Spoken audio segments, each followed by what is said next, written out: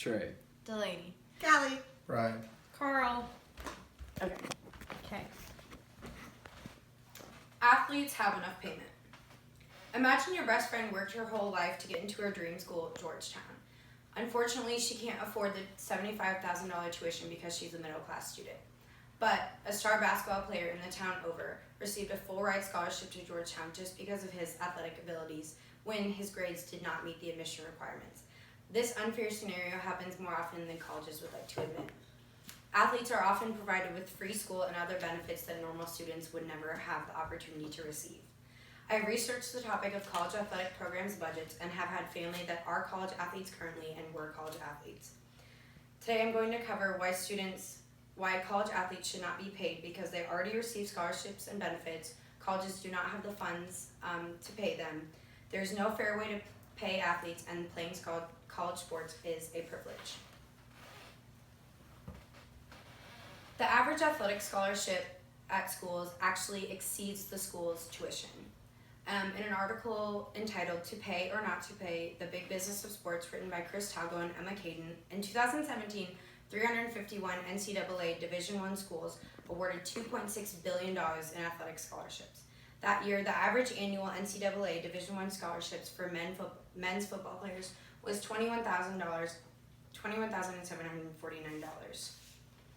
In an article entitled Top 10 Reasons Why College Athletes Should Not Be Paid, written by Dave Anderson, the average in-state tuition at Ohio State is a little above $10,000 a year, and the average athlete scholarship is $17,856 for male athletes. Not only do these athletes receive full tuition and more, but they also receive other perks, such as expert-level coaching and freebies such as housing, meal plans, clothing, and medical care. So the colleges are already inadvertently paying their athletes to attend their schools, but they don't realize what the funds include. People don't realize that university athletic programs are already working at a loss. In the article entitled Top 10 Reasons Why College Athletes Should Not Be Paid, in 2015, Auburn University debuted an 11,000 square foot high-definition football screen for their field. This cost the university $13.9 million, and some ask if they can spend this money on a screen, why can they not pay their athletes? But what they don't realize is that in 2014, Auburn University's athletic programs they posted a $17 million deficit. This screen was a Hail Mary pass in order to get more people to come to their games and bring in more revenue. These programs also pay for other assets such as their facilities, paying their coaches and staff, giving scholarships, paying the athletic directors, etc. These schools do not gain enough revenue back from the money they put out into these sports programs. An analysis done in 2013 that concerned the financial stability of public Division I athletic departments showed that only 23 of 228 Division I sports programs were running their schools in the black. Big-time college athletic departments define their spending as essential to keep pace with the competition.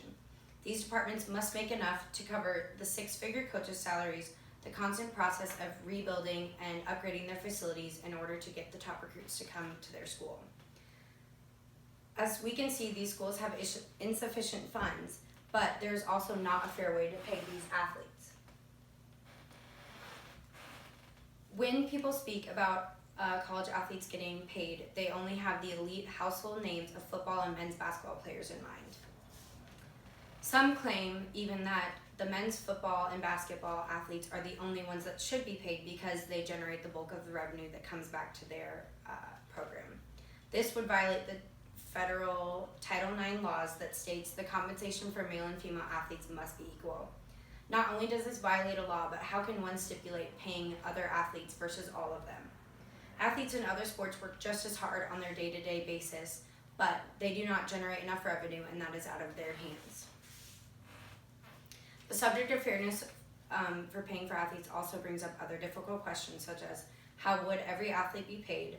Would the whole team be paid, or only the elite athletes, and how much would the payers be paid, or would they work on contracts?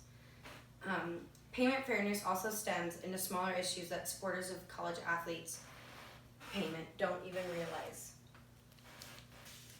Kids oftentimes dream of playing for their home state athletic teams with no care of payment that drives them. Playing on a college sports team is a privilege. Only 2% of the population goes on to play Division I sports. These students usually play for the love of the game, gratification, and the competition that the game provides. These students are also not professionals. Think of them as an amateur accounting student that is choosing to participate in a sport in order to gain their overall higher education.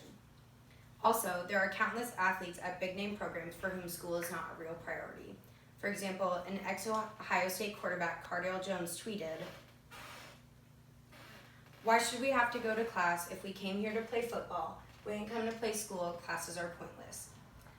These athletes are currently taking advantage of a debt-free college education. What would stop them from taking advantage of being paid as a player also? In conclusion, I've covered the privileges these athletes receive, the debt the programs are in, that there is no fair way to play, and how playing college sports is not an entitlement.